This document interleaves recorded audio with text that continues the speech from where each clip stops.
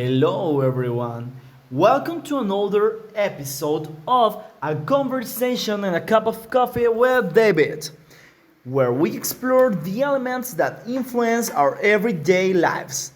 During this rainy afternoon of Monday, we are diving into a topic that many of us interact every day. What is this? What do you think? Voila! Social media. Have you ever felt that social media is both a gift and a curse? If so, you are not at all alone. I just watched The Social Dilemma, a documentary that truly opened my eyes to how platforms like Facebook, Instagram, TikTok, and all the social media in general manipulate our behaviors and emotions. This documentary presents some shocking statistics, such as the fact that misinformation spreads 6 times faster than accurate and real news, and how the social media companies thrive on keeping us engaged for long periods, even at the expense of our mental well being. This has made me reflect on my own experience with social media. And to be honest, my dear listeners, it hasn't always been positive for me. Why? For me, social media has been a double edged sword. It has been a mixed blessing. On one side, it allows me to stay connected with family and friends, especially those living far away. So, I mean, the most of my friends, because I have been living very far from them since 2018.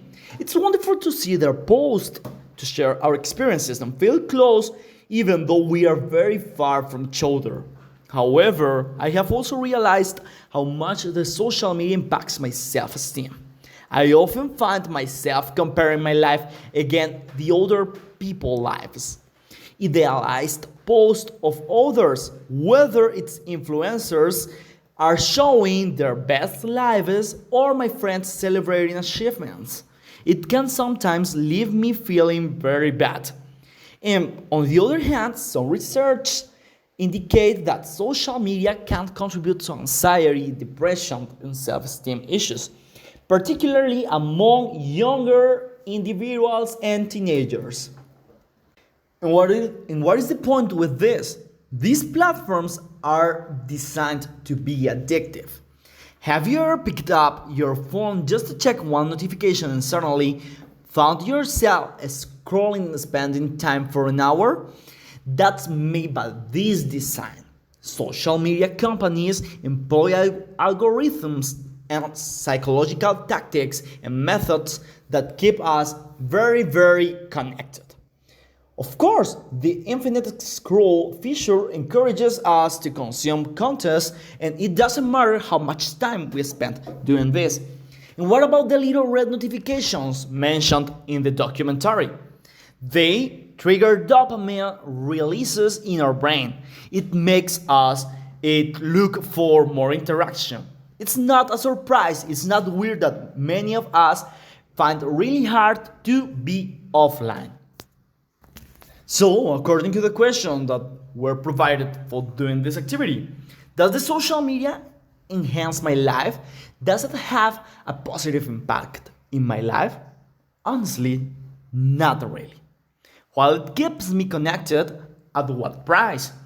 I've had to take breaks even during 6 months from social media just to feel more present in my own life and stop the constant comparisons and stop the bad feelings. And if we take a look around, it is not just a personal struggle, it is not just a personal trouble, it's a widespread issue. The documentary discusses digital colonialism, where social media companies have had a big influence in global narratives without really understanding local cultures. So, I mean, in the power countries focused. We have witnessed how misinformation can spread quickly, affecting elections, protests, and even our way to see the world. So, what is the way forward? I do believe that the key point lies in being more intentional about how we control and how we spend our time in these platforms. For me, I have come up with several strategies. So, take a look at this. First key tip, setting screen time limits. I have downloaded an app that limits my time doing endless scrolling, and I do consider it has worked on my life. Second key, I have stopped following accounts that negatively impact my self-esteem and that increases my time doing endless scrolling, and I have decided to follow some pages that inspire and provide me content that could educate my life.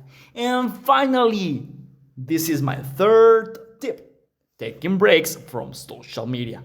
Sometimes doing a log off for a weekend or for a month, or like me, 6 months could be a good idea to keep your mind in a good way.